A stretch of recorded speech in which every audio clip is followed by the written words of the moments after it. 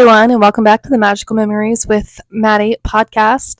For today's episode, I wanted to talk about Disney World's DAS Pass.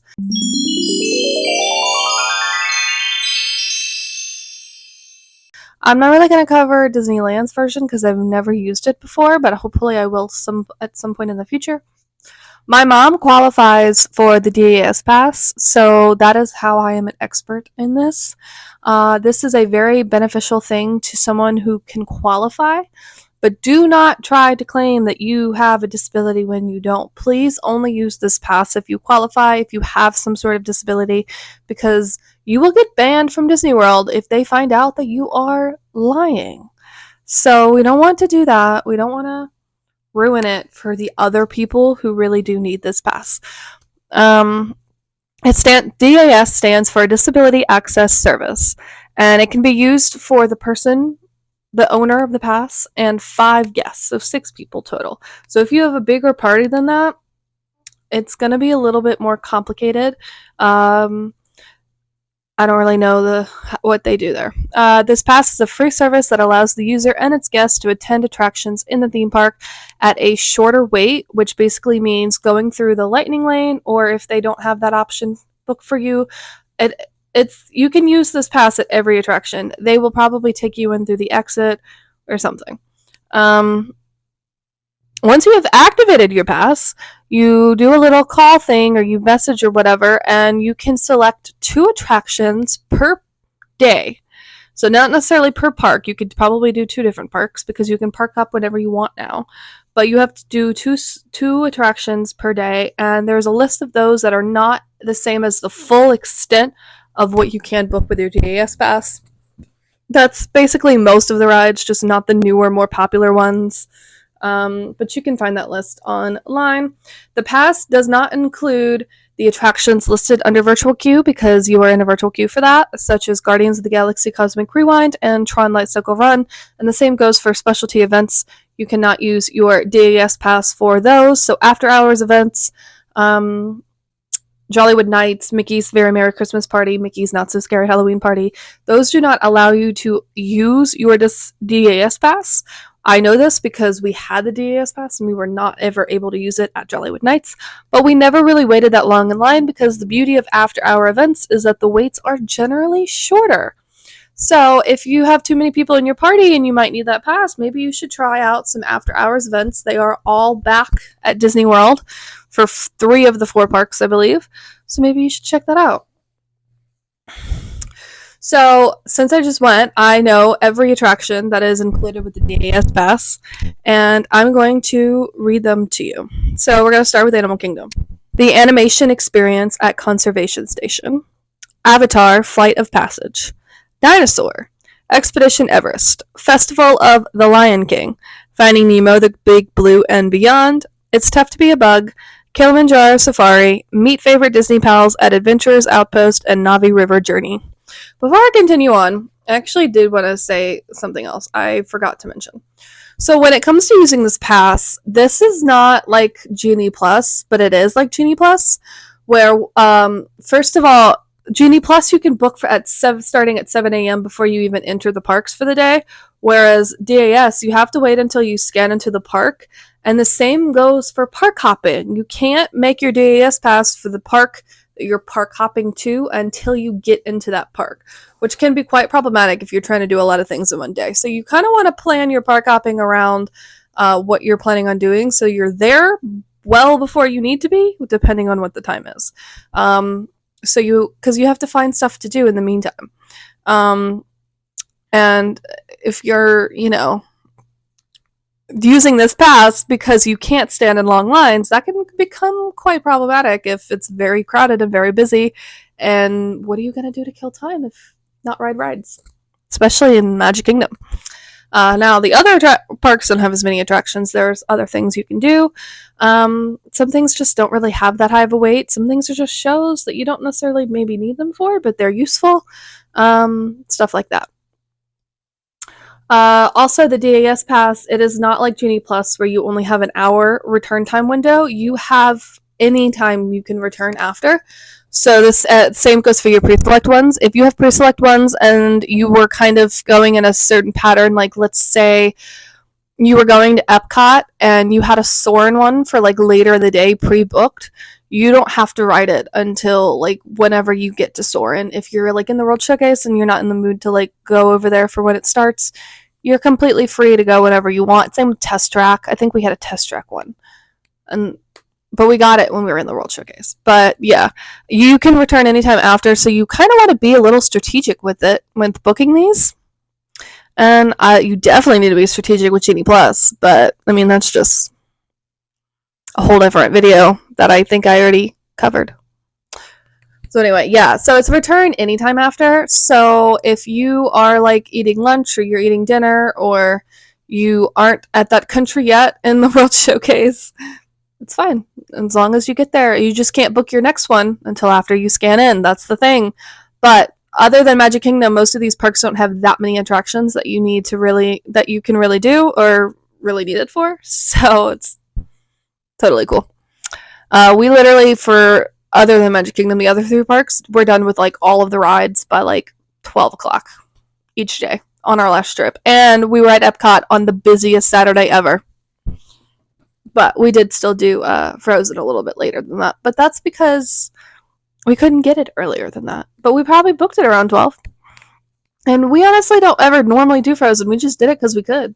Alright, the attractions in Magic Kingdom are Astral Orbiter, Big Thunder Mountain Railroad, Buzz Lightyear Space Ranger Spin, Dumbo the Flying Elephant, Enchanted Tales with Belle, Haunted Mansion, It's a Small World, Jungle Cruise, Mad Tea Party, The Magic Carpets of Aladdin, The Many Adventures of Winnie the Pooh, meet Ariel at her grotto, meet Cinderella and a visiting princess at Princess Fairy Tale Hall, meet Mickey at Town Square Theater, meet Princess Tiana and a visiting princess at Princess Fairy Tale Hall, Mickey's PhilharMagic, Monsters Inc. Laugh Floor, Peter Pan's Flight, Pirates of the Caribbean, Seven Dwarfs Mine Train, Space Mountain, Tomorrowland Speedway, Tomorrowland Transit Authority People Mover, and Under the Sea Journey of the Little Mermaid. Editing Maddie here to pop in. Sorry about the audio on this. I clearly was holding that microphone too close to me, and I don't like wearing it on my shirt because I feel like it doesn't work as good, but I feel like the audio sounds better when I wear it on my shirt. Other than when I do stuff, that's the only good thing about holding it. So I'm gonna try better about holding it better next time. So I'm sorry, and I apologize, but I'm not gonna refilm this, so. Like I said, lots of attractions. But the fun thing I do want to note there is that Seven Dwarfs Mine Train is included. That is an individual lightning lane if you do not qualify for DAS. So that is one of the things that I loved saying, is that there are individual lightning lane attractions in these, just not ones that are on virtual queue. They got to get you money somewhere if you have DAS pass, because you don't have to pay for this. They know how to get you everywhere. This is going to be the shortest episode ever. Okay. Epcot, Frozen Ever After, Journey into Imagination with Figment, Living with the Land, Mission Space, Remy's Ratatouille Adventure, The Seas with Nemo and Friends, Soarin' Around the World, Spaceship Earth, and Turtle Talk with Crush. See, not that many attractions. Now, like I said, Guardians of the Galaxy is also an attraction here. It is currently on virtual queue. I don't know if it will go to DAS Pass once it is in a standby line, but if Remy Ratatouille Adventure did, I would assume it would too.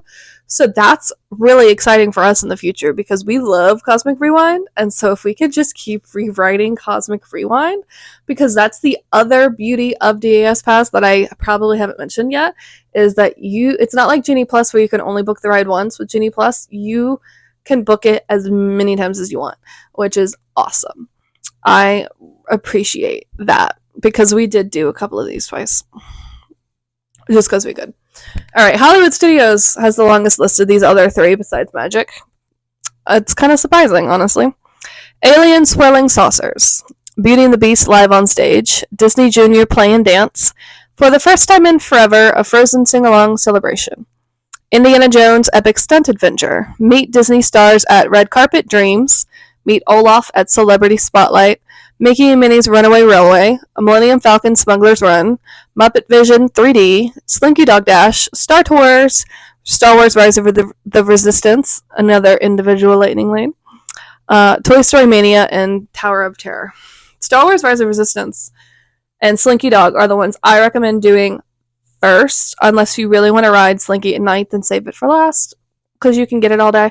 But if you have Genie Plus, yeah, those are first, for sure. My biggest tip I could ever give people, if they want to do both of those, both lightning lanes for those, like get Genie Plus and whatever, have one person buy the lightning lane and have another person book Genie Plus, because you're never going to do good enough at booking those from the same device.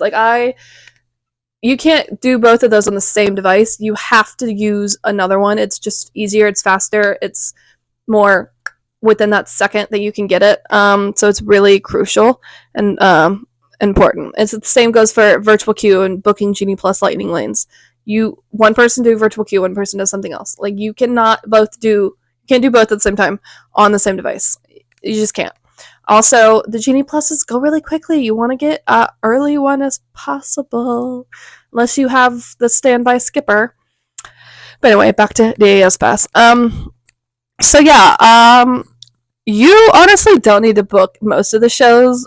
In fact, we walked up to Beauty and the Beast after it already started, and they let us in. And we found a seat, like, kind of in the sun, but I mean, we found a seat. And because you can return anytime after, those are kind of tricky, because you can't really return anytime after with a lightning lane for a show, I would say. I feel like you have to make it for that show, for that time, because then you have to wait till the next show. And then you're just standing there, and that defeats the point. But the lightning lane usually is a comeback time for a good 20-30 minutes before the show. So, whatever. So you have a little bit of time, I guess. And the same goes for the animation experience. Your lightning lane is for before it even starts. It's weird. The characters are a fun option.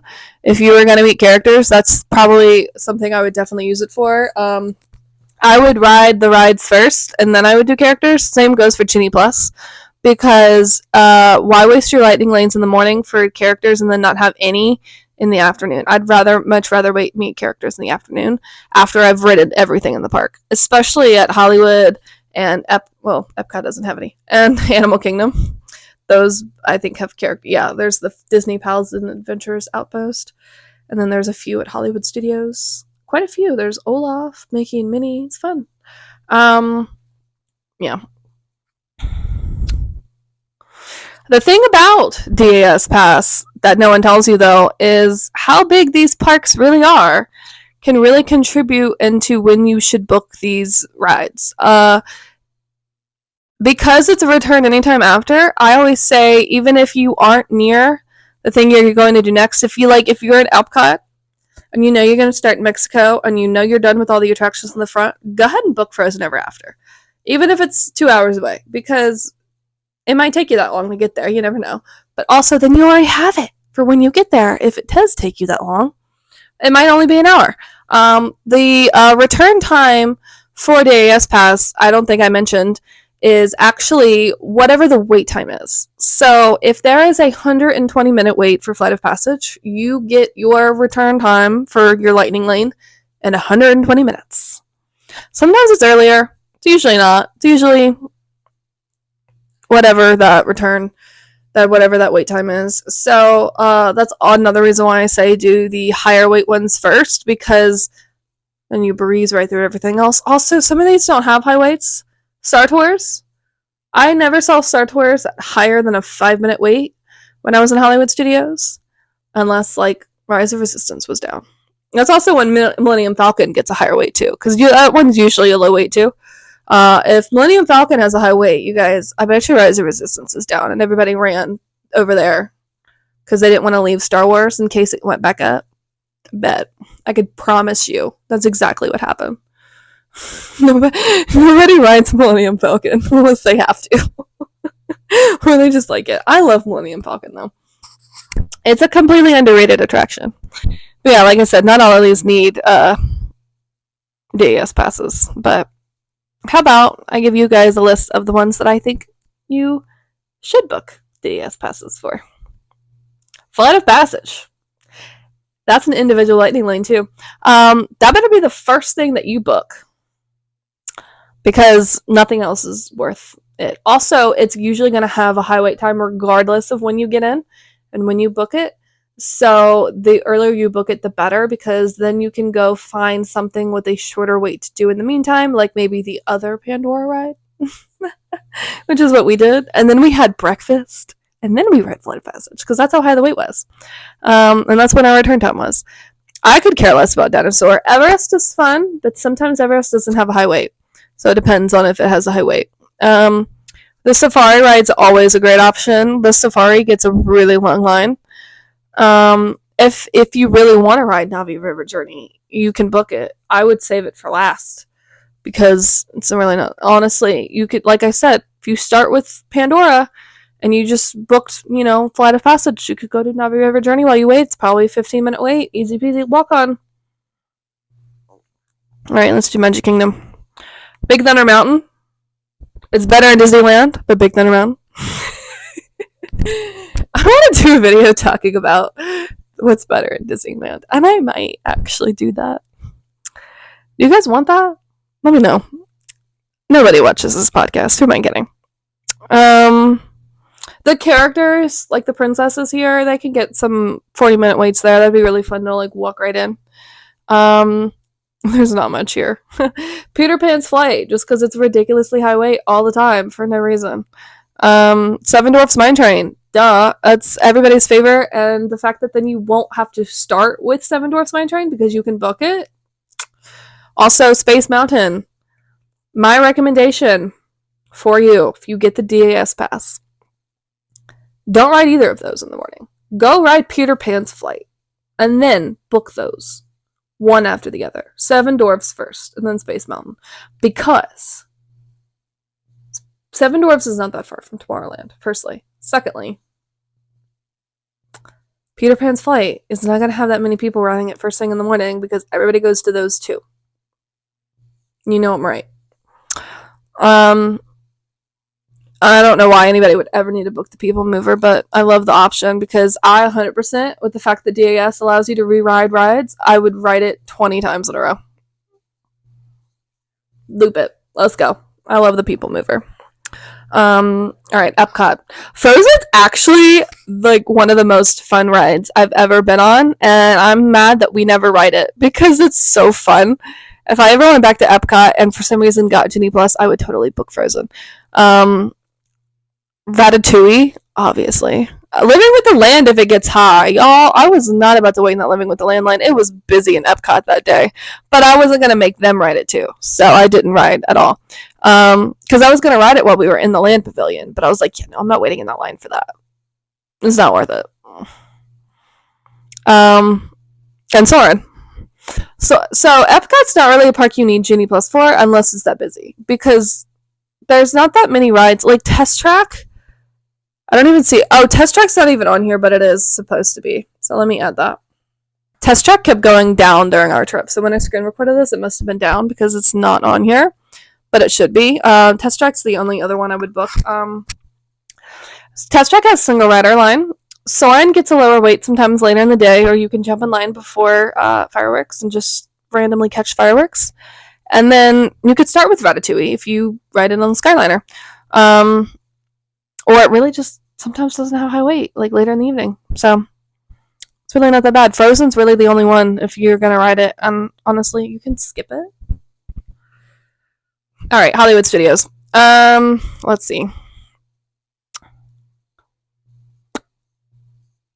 Falcon if it's busy, but only if it's busy, because it has a single rider line.